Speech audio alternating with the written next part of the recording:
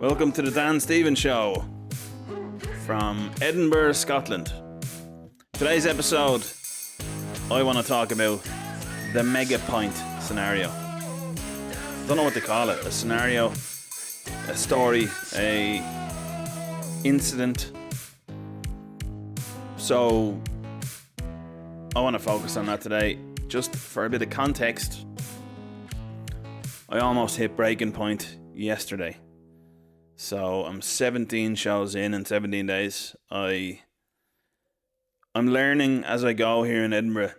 I think you learn every year as you do it, better ways to spend your time and energy and money for next year, you know. So basically what I'm saying is that I think next year I'll take a little break in the middle of a couple of days, because doing the show every day is becoming exhausting. Constant pressure to try and get people in. Like, for example, at the moment, it's 10 past 3 p.m. I've done 2 shows already today where I do them for the purpose of when people leave the show, I hand them flyers for my show and I hope that they come. Now, I did a good job on those 2 shows. They're compilation shows, they're called. So it's an Irish compilation show, or, for example, a dry comedy compilation show, dry humour show. Did 2 of them today, and you hope that they'll take your flyer and buy tickets to your show. Nobody except 2 American men, 2 American twin brothers actually came to see me in the tent, and it was just them there for one show, and they were great. But yeah, yesterday I nearly hit the wall, or breaking point, whatever you want to call it. And look, before I go into this, I am not looking for sympathy, okay? I am the master of my own destiny. I've decided to do this. I'm not out here going, oh, look at me and my poor thing. But I'm in it, and I call it the trenches. Mentally, it is the trenches. It's not really the trenches, you know, of hardship. But psychologically, it is tough, and I'm going to just try and put that across to you as relatably as I can. I endeavour always on this show to make things as relatable as possible, and drop the drawbridge down. Not the draws. Drop the drawbridge to allow as many people as possible to try and, whoever's interested in this podcast, to try and understand where I'm coming from. Because if you are listening to this, then you must be interested in what I'm doing. So I'm coming from 17 shows in a row. I actually cancelled 2, and that was just because I had no tickets sold, and I was like, you know, I'm not arsed here. I was exhausted. It was a Monday and Tuesday, I think, last week. Other than that, I've done 15 shows, fully complete, to a wide range of differing audiences.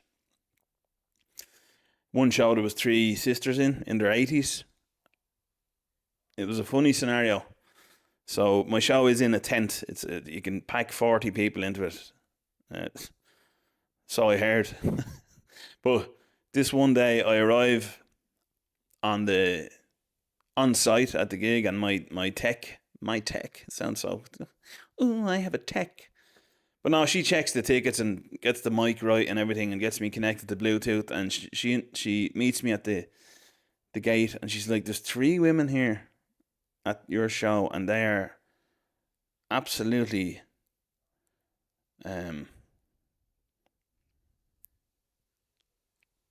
she said, there's 3 women here at the show. She said, there's 3 women here waiting for you, and they are very excited to see you. So I was like, Jesus. I flicked the hair a bit, and, you know, flattened the eyebrows and everything. You know. I was like, here we go. And I go into the tent, 3 women in their 80s, and I actually walked in. They're the only ones there. And I walk on stage, and they're like, oh. I said, girls, we'll just have a chat, will we? And they're like, yeah, we'll have a chat about your life and our lives and all. So I just chatted to them for about 40 minutes, and that was it. And they asked me to go for a drink with them. I put a thing on Instagram just messing, saying that I did the business with them, but of course I didn't. You know, I wouldn't be into that women that old. Lovely women though. Will they be there next year? Will they be here next year? I don't know. Hopefully. They were healthy anyway. They were lovely women. God bless them. That was that show. That'll be memorable for me. And anyway, the most memorable thing, I'm going to just get into it now. No more faffing about. What else have I got to say before I get into this? Sorry, so I don't forget. Yes, from next week on, or the week after possibly, it'll be back to full production, back in the studio with Anthony, the cameraman, editing it out and everything. And yeah, the episode with Dara Burke, the shy, awkward introvert, that's kind of where we're looking to go with it, except with another camera added in as well. So looking forward to getting some guests on. I have some interesting guests lined up for when I come back in September. But for now, this is what it is when I'm traveling. I mean, what can I do? I can't be in the studio, so just have to do it like this and make it as best I can for you guys. So please also, if you wouldn't mind, follow on Spotify and rate 5 stars. 5 stars. Excuse any badly blemished language here. I don't even know if that's the right word. Because yes, it's a war zone in here, man. In my head, it's a war zone, man. There's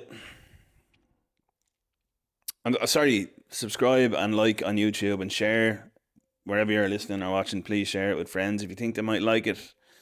The podcast is growing, but very slowly, so I could use some help with that.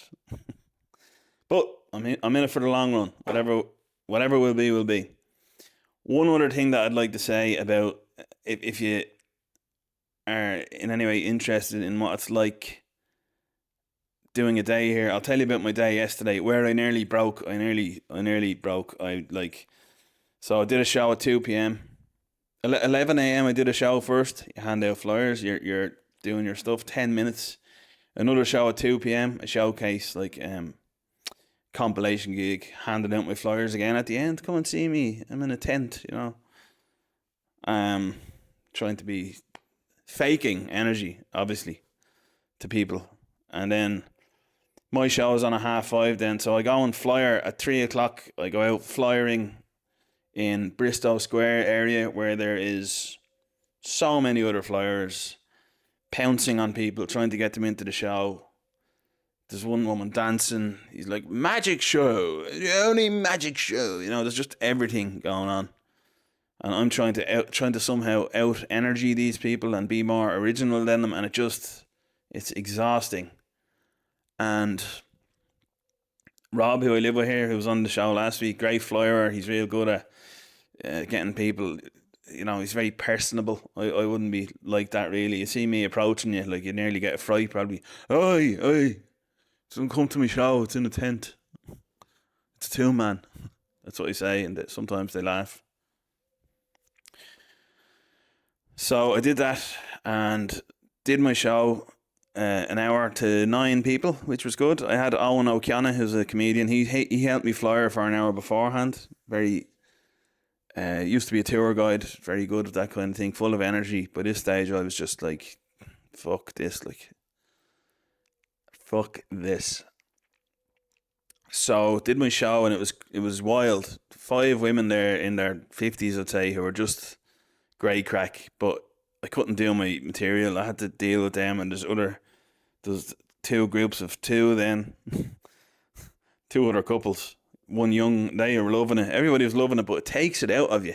Just so tired. It was my 3rd show of the day, and I did an hour, and then at 9:30, there's a big gap between my show at 5:30, and then at 9:30 I run a dry comedy show with Justin Cassidy. Which is going well. We run it Sunday to Thursday here, and I had to flyer again for that after my show for an hour or so, and I was just like, I can't talk to people. I don't want to talk to anybody. Even I went out for pints the other night, and I was like, I don't want to deal with anyone. It's just, I think the whole, I don't know if it's social battery that I'm dealing with here, but I think you only have a certain amount of bandwidth to socialize with people and interact with people and try for people. You know, and I think this applies to general life.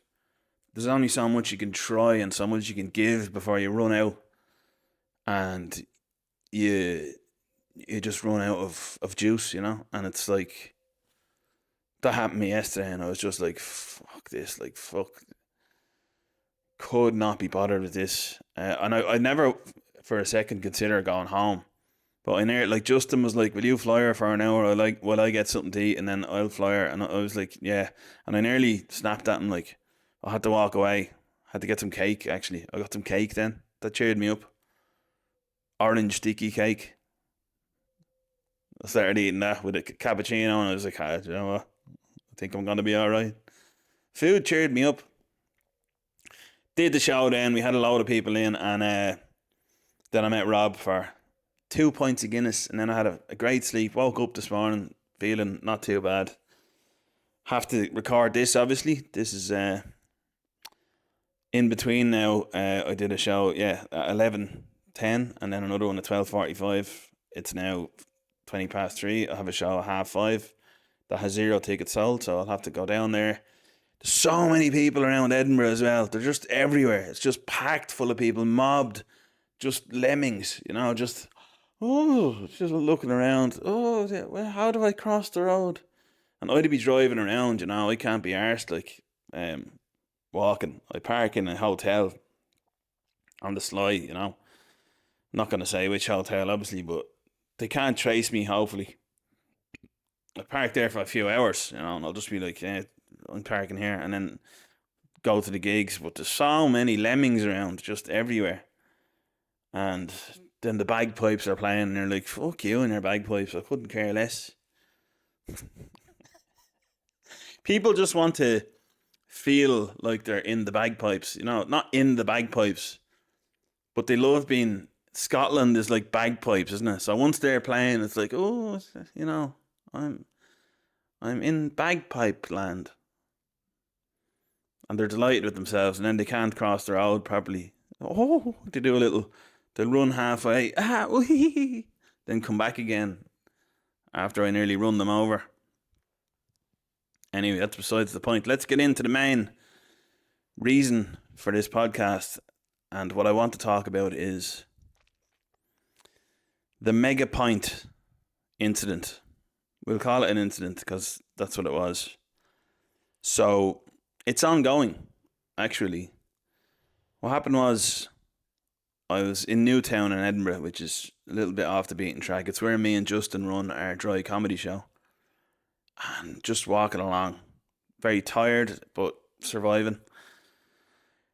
And I see a table outside a pub called, it's an Irish bar. Let me just get this right. I'm pretty sure it's Kitty O'Shea's, but let me just double check this. I don't want to get it wrong. Yeah, I know I should have looked it up before, but I don't care. And beyond that, ladies and gentlemen, Kitty O'Shea's, yeah. Frederick Street, which is the same street that me and Justin are running a show on. And there's 3 lads sitting outside on a table outside, and I'm approaching the table, me and Justin, and I see a massive, I thought it was a pitcher of Guinness. Like, I mean, you're talking 3 litres, I'd say here at least, maybe 4 litres. A massive pitcher of Guinness, and I got my phone out, and I was like, lads, is that a pitcher of Guinness? And I didn't think of anything to say. I didn't plan this. It was just spontaneous. 3 boys sitting around the table, and they were very low energy. Maybe they were tired. They could have been. It was a Sunday night. Maybe they were hungover. I didn't know the background, but I went in with all like aimless energy vibes. I was like, lads, is that Guinness? Is that a pitcher of Guinness? And the boys are like, I'll play it for you now, actually, so you can hear. It's not very long, so you can hear the vibe. You'll hear now the main thing, and I think if I had it hooked onto this would probably be doing double the views it's doing. It has nearly 700,000 views on Instagram at the moment. But anyway, the title of the video is Ambush Cam Attack Goes Bad. Very embarrassing. So that's my perspective. Let's see. Is that a picture of Guinness? Just look at a jar of Guinness. Is that a picture of Guinness, lads? Fuck me. Wow. I've never seen one. I'm from Ireland. Unbelievable. Fair play to these lads. See you later. Thought I was going to get a good laugh out of them there, but you can't win them all. Hopefully the Guinness loosens them up a bit. Just look at a jar of Guinness. Alright, so that was the interaction. I kind of commented on that it wasn't really a very good interaction from me, and they were low energy. So then in the comments then, it's like, Jesus, people are really going after them, innit? People are like, they're boring, dry English people coming up to Edinburgh and come to Glasgow. That's Edinburgh for you. And these lads are getting, and they're like, guy in the linen suit, like, what do you expect? And they're just getting, I'm getting about 30% of the comment abuse, and then the lads are getting about 70% of the slaggings, you know? It's just terrible stuff they're getting slagged about. Just, and totally unwarranted. I was like, geez, I didn't think this video would blow up so much, obviously. But yeah, there's the camp of these lads are dry shites, like, why didn't they have a bit of crack? And I had nothing to offer. I was like, I'm from Ireland, you know, which is just embarrassing. Like, why would I say that? Yeah, you know, I'm from Ireland. What do they want? What do they want? Like, congratulations or something? Were they going to be like, well done, mate? I didn't offer anything for them to hook onto, so why would there be? That's my opinion on it. Like, what did I expect? And then, yeah, so they're getting the abuse. I am very aware that I didn't offer anything, but then people are saying, "What are you doing? What are you doing? Going up to people, putting a camera in their face?" And that's all of these things are fair enough. They're fair game. They're all valid points, and I take them on board. And I just think the whole thing is hilarious, really. But I'm like, you know. Just didn't expect it. So this is Friday morning. This happened on Thursday night, and Friday morning I released this video. And obviously I have a joke at the end saying I hope that Guinness loosens them up a bit, which is, if you didn't realise there, it's a joke about shite and crack. Shite, crack. Anyway, forgive me, I'm tired. So this is going viral. It's at, I think at this point it's at 500,000 views in 24 hours or something. Friday morning, it goes out. I put it out Friday afternoon. I put it out actually last week, I think it was. And it comes to Saturday, right? And it's all, I'm like, Jesus, that's great. But it felt a bit uneasy because I was like, I don't like people getting slagged in the comments of a video that I put out. I didn't mean for that to happen, and I was a bit distracted by it, you know, and it was on my mind. And it's not very wholesome. I like putting out wholesome stuff that's just funny and stupid.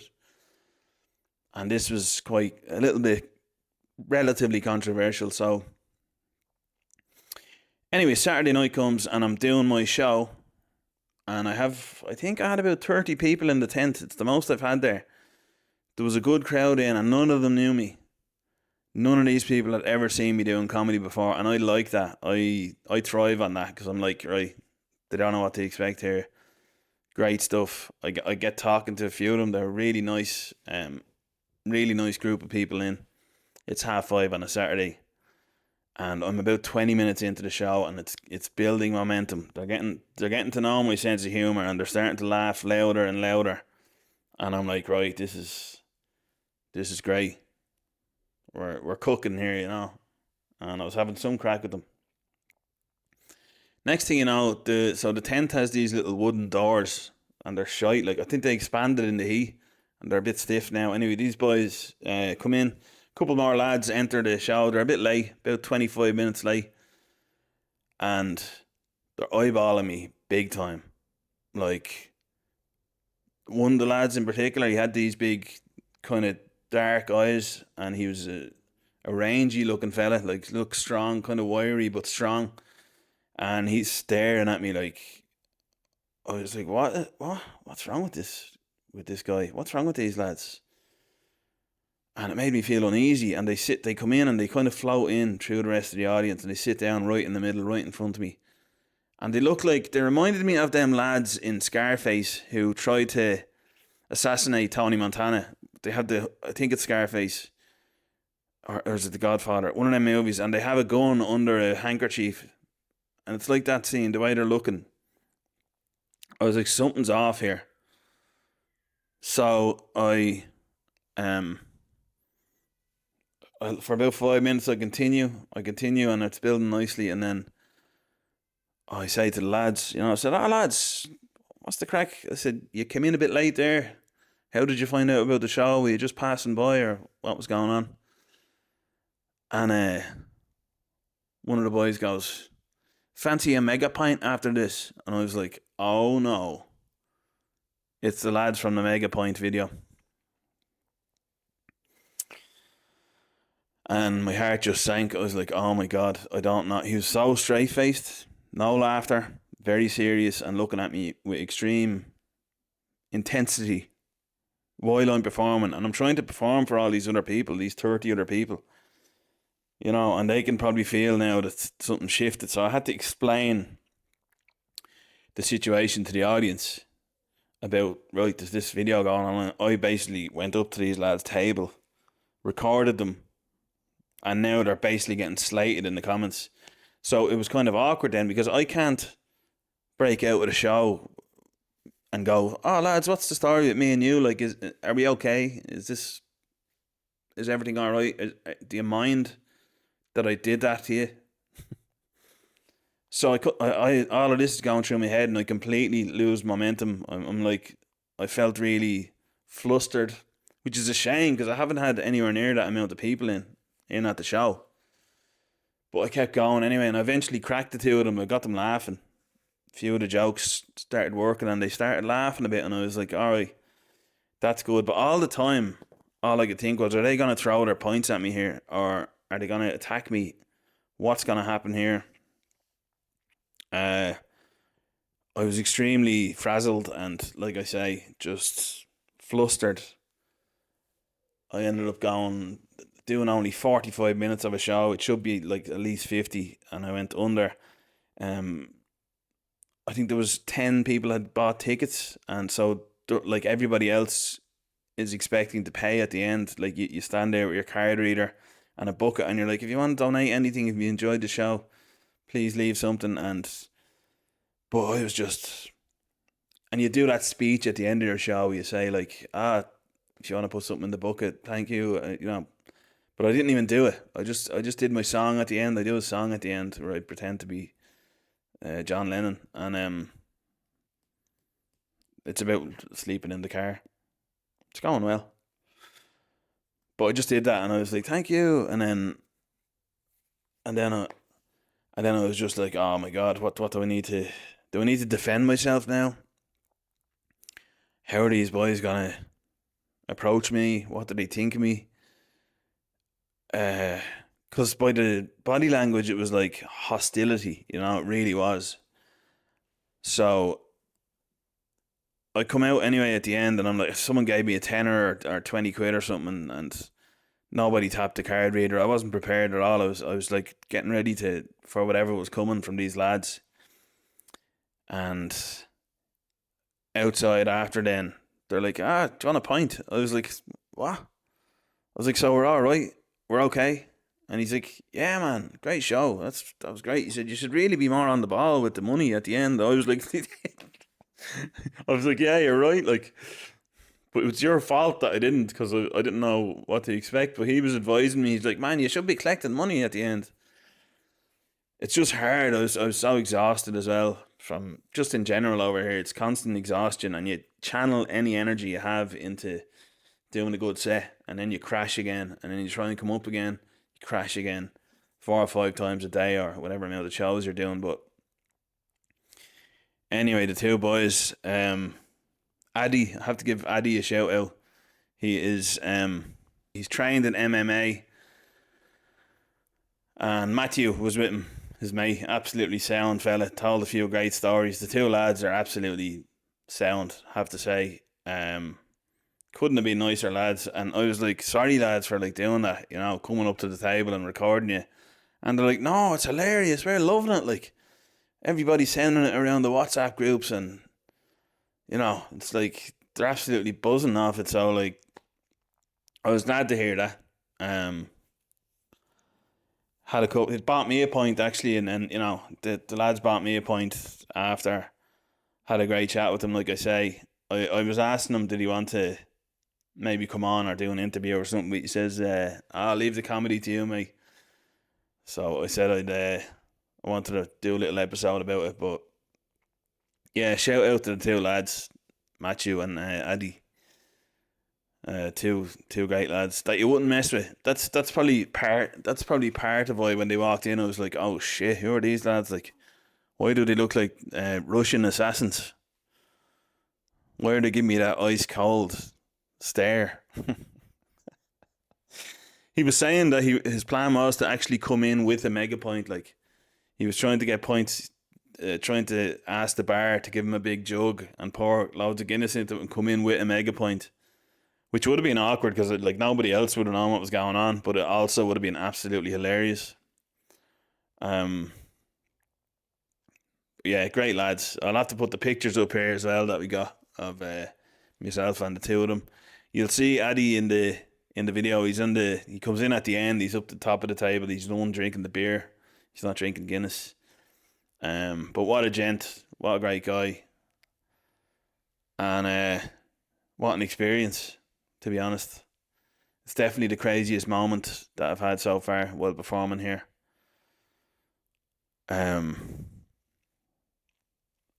yeah, it's a slog here mentally, but it's all for the love of something, which is great. It's not just going through hardship for the sake of hardship because it's been bestowed on you. It's just there is an aim, is to get better at stand up. That's for me. I talked to Stephen Mullen, a friend of mine who did Edinburgh 4 years in a row, and also a guy called Alex Love who's done it 14 years in a row. And I was asking them about what they thought about how it was going and stuff, and similar answer from both of them. Basically, the festival is getting smaller. People can't afford to go. It's now like a luxury, the Edinburgh Fringe Festival. You'd have a lot of people that are maybe better off coming to it, a lot of tourists, and for the general population, it's kind of, do I go to Edinburgh Fringe or do I go on a nice holiday to Spain for the same price for a week, you know?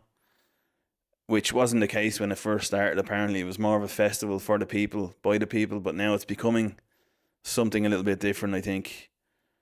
And yeah, it's my first time doing a solo show. I'm really enjoying it.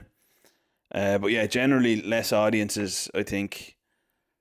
And I like to tell myself that anyway, because then when I don't get anyone in, it's like, yeah, but there's less audiences. It gives you, it's a way out, you know. It's like yeah, but Dan, there was no one at your show.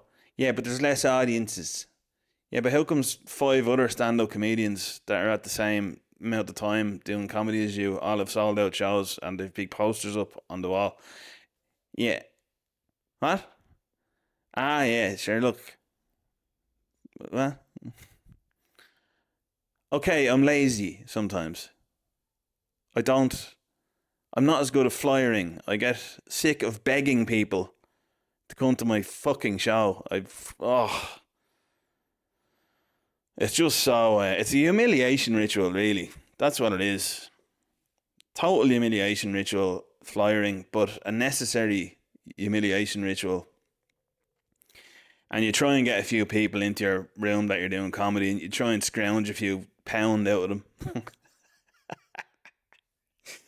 And that's how it goes until you eventually, next year, you hope that the people that came this year will go again. And then you do that for years and years and years until maybe you don't have to worry about flying so much anymore.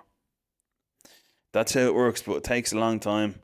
And no matter how good that you think you are, nobody knows you. And you just got to keep chipping away and getting better until they do know you. And that's how it goes. And I'm very aware of the reality of that. So that's what I'm doing. I'm equally as excited about going home in a week or so as I am about doing this festival. I'm equally enjoying it and excited about going home. Like, the stage time is amazing. The audiences are comedy savvy audiences. They will not give you any cheap laughs because they could be at a number of probably hundreds of shows at whatever time they're at your one at. So they've chosen to take the time to come to your show, and you better offer something. Otherwise, they're not going to laugh, and it's going to be very awkward. So, yeah, I would say as well that when you see your peers, I guess, it's a very strange thing, stand-up comedy, because you have all your peers, and they're people that are at the same level as you, whatever that means, doing the comedy the same amount of time, who are equally as ambitious as you, I guess, or whatever. And they're getting their sellout gigs and they're putting them on Instagram, and it's like, who are you telling? Like, because I don't know, and I do it as well. It's like, lovely gig with these audience. You try and get all the people in, you try and video them all so it looks like there's loads of them. And then if there's nobody at your gig, you just video yourself. A great gig tonight, and then it's just pictures of you. You don't. But if there was a big audience in, you'd be doing loads of pictures of it, like loads of videos of it, boasting. Look at my sellout show. You could be absolutely shy. You just have a good flyer. You have a young fella or a young woman who's really got the gift of the gab. Like, there's a king of the flyers now. Porrick is his name, from Cork. He's the king of the flyers. He's like pimping out flyers and everything. He's so good. Like, he not pimping them out. Sorry, that sounds wrong. But that man, he's the best flyer at the Edinburgh Fringe, and everybody knows it. And he's a nice fella as well. Porrick the comedian. So it's a real thing. Like, if you're the best comedian in Edinburgh that's unknown, could have an empty show, while the worst comedian in Edinburgh, who's not known, will have a full show, all down to flyering. So a sold out show will not tell you that it's a good comedian. It'll tell you that it's a good flyer, and then you'll have to see if they're a good comedian or if it's a good show. That's for sure. But one thing that I'm definitely learning as well, another thing that I'm learning, is to accept what you cannot control. And that's something that's been forefront in my mind for a few years anyway now. But it's definitely coming into fruition here, and I'm seeing it a lot more clearer. That you just have to accept some things and don't take it personally.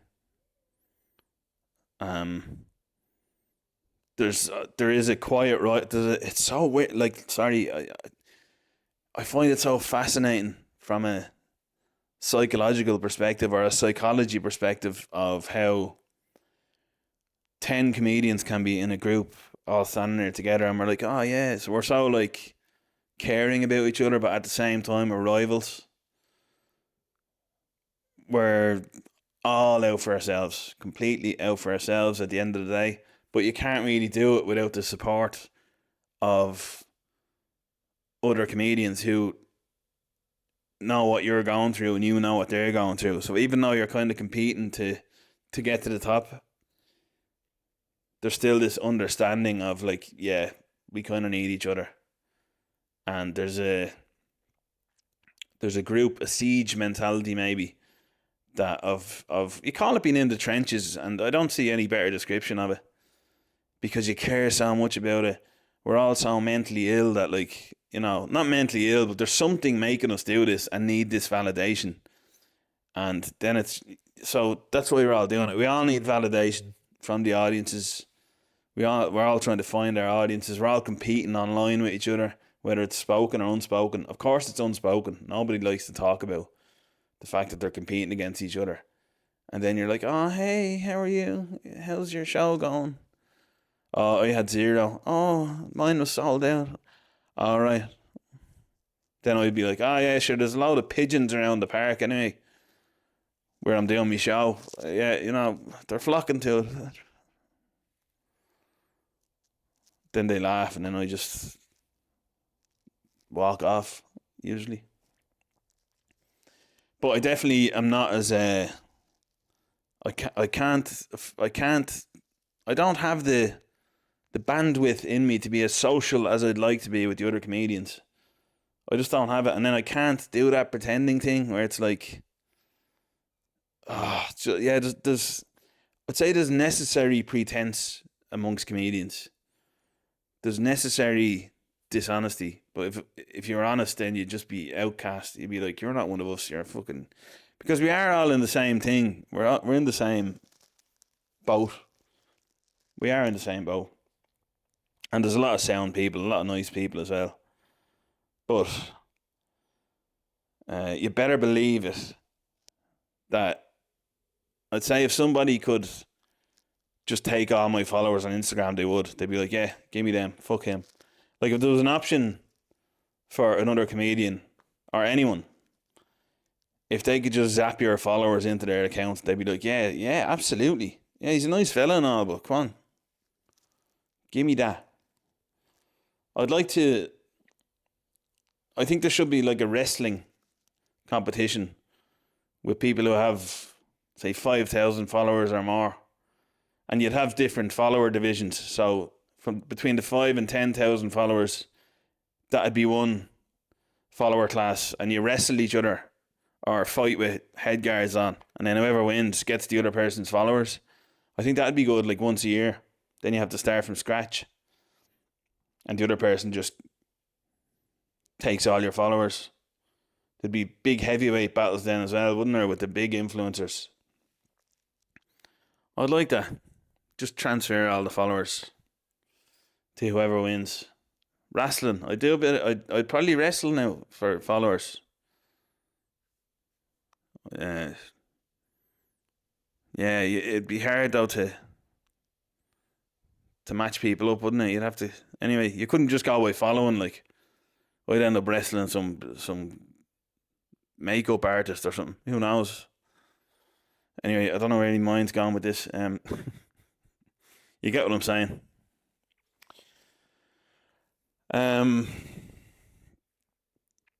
So that's it, I think, for now. I hope my ramblings have made a bit of sense and you've enjoyed this. But yeah, it's the MegaPint incident. It's amazing. Shout out to Kitty O'Shea's and the MegaPint and the lads from the video as well, and thanks for being so sound. Much appreciated. Thanks to everybody who's commented on it and watched it and all that. Got a few new followers out of it, which is always nice. Don't forget to follow the Dan Stevens Show page on Instagram as well, and I'm danstevens.comedy. But mainly follow on Spotify and rate 5 stars if you can, if you think of it. YouTube, like, subscribe, share. Apple, I don't know what they do there. I think it's stars. I don't know. It just, me podcast goes out on a lot of different platforms. So thank you for listening. Thanks for watching. I'm not sure if I've left anything out. If I have, I'll cover it next week. I'm working on a guest for next week's episode, which will be again broadcast from Edinburgh. So yeah, take care of yourselves and all the best. Goodbye from the Dan Stevens Show. Until next time.